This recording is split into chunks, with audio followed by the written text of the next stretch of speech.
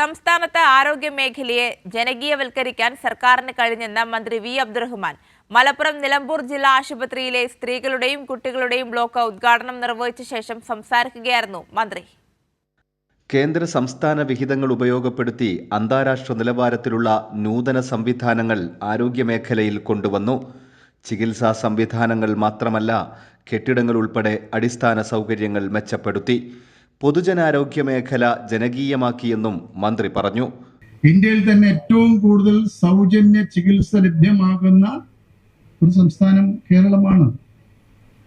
ഈ രീതിയിലേക്ക് കേരളത്തിലെ ചികിത്സാ രംഗത്തെ മാറ്റിക്കൊണ്ടുവരാൻ വലിയ രീതിയിലുള്ള ഇടപെടൽ നടത്താനും കോടിക്കണക്കിന് രൂപ, 10,000-കണക്കിന് കോടി രൂപ ഈ മേഖലയിൽ നിക്ഷേപിക്കാനും, അതായത് നിക്ഷേപമല്ല ചെലവഴിക്കാനും നമ്മൾ തയ്യാറായതിന്റെ ഭാഗമായിട്ടാണ് നമുക്ക് ആ ഒരു നേട്ടം ഉണ്ടാക്കാൻ കഴിഞ്ഞത്.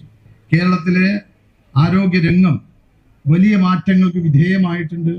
ഇപ്പോൾ ഇത് മാത്രമല്ല, നമ്മുടെ മെഡിക്കൽ കോളേജുകളായാലും മെഡിക്കൽ കോളേജുകൾ തൊട്ട് സബ് സെന്ററുകൾ വരെയുള്ള കാര്യങ്ങളിൽ മുമ്പൊക്കെ തന്നെ കുടുംബാരോഗ്യ കേന്ദ്രങ്ങൾ, ഫാമിലി ഹെൽത്ത് സെന്ററുകളൊക്കെ സ്ഥിതി എന്തായിരുന്നു?